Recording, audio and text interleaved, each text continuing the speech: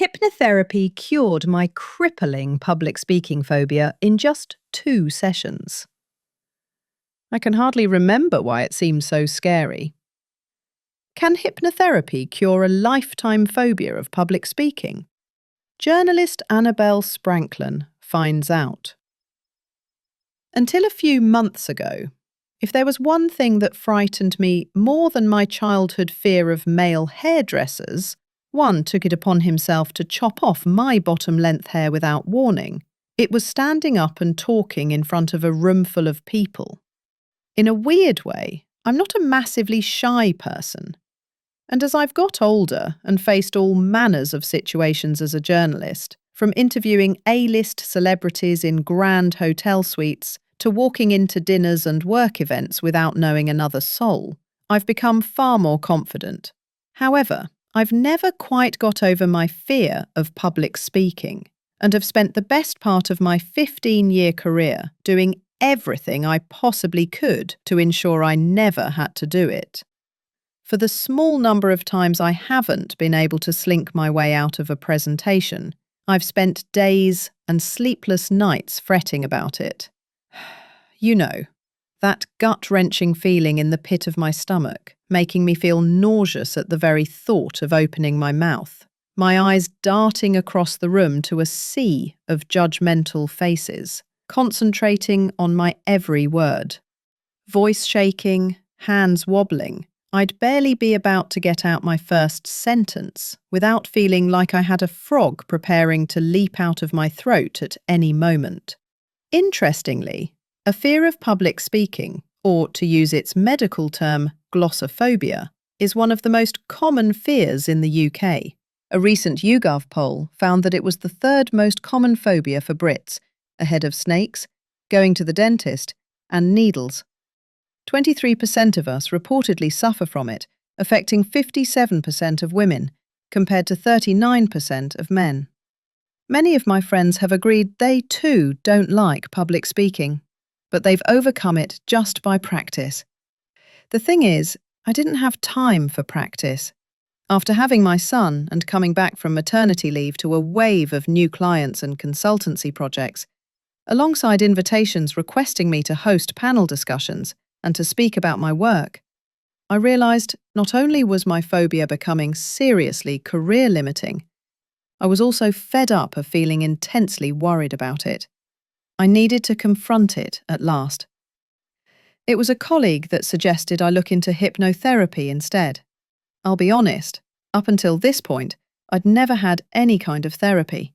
Images of the Jungle Book snake and his psychedelic, colour-changing eyes came to mind, and I never thought it could be a viable treatment option that would help me overcome my long-standing fear head-on.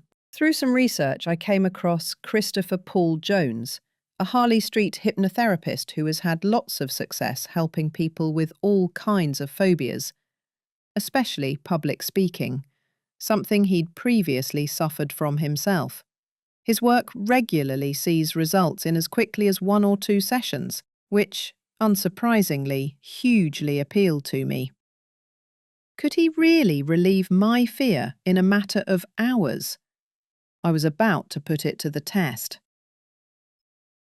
Of course, there was no witchcraft woo-woo involved, nor was I put into a trance-like state either. Instead, Chris used a combination of widely established practices, namely cognitive behavioural therapy, CBT, eye movement desensitization and reprocessing, EMDR, neuro-linguistic programming, NLP, and clinical hypnotherapy to engage my brain's thought processes, helping me create new, healthy patterns of thinking that stopped the feelings of fear from taking hold.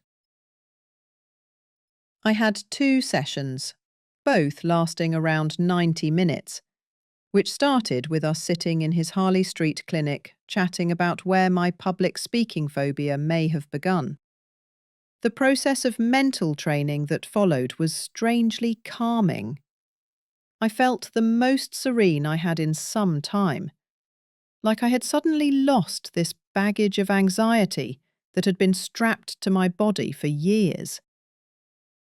The techniques are designed to not only help us talk about our fears, but also identify the root cause, that catalyst moment that triggered the phobia, and change old beliefs.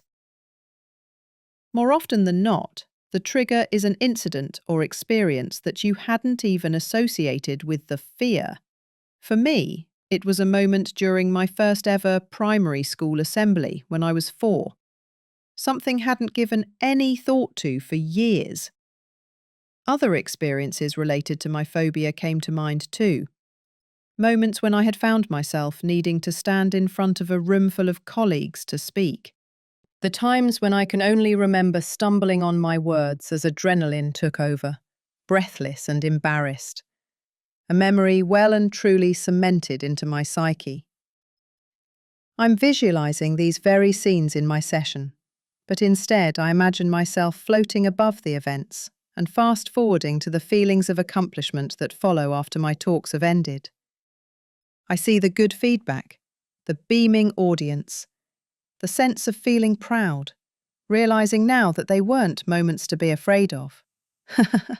I laugh as Chris tells me to pretend to talk in a Mickey Mouse voice, which tackled that lumpy feeling in my throat. Gently, my patterns of thinking begin to scramble.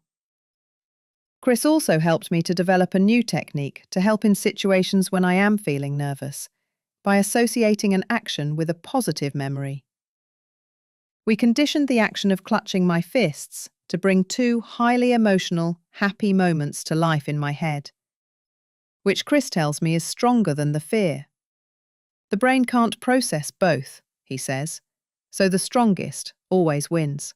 I'll admit, while I felt gloriously calm in his office, there was a part of me that wondered if my newfound techniques would actually take effect when I needed them to. But lo and behold, just a few weeks later I was asked to present a talk to a room full of graduates. I already felt an instant shift in anxiety when the email came through. Dread had somehow turned into excitement. I slept well the night before and felt more in control than I had ever previously experienced. As I walked up to the stand, there was still a few nerves, but I used the techniques Chris gave me to full effect. I discreetly clenched my fists, looked straight ahead, my eyes focused on one point to help me focus my breathing. And then I spoke well. I didn't stumble on those first few lines, and actually enjoyed myself.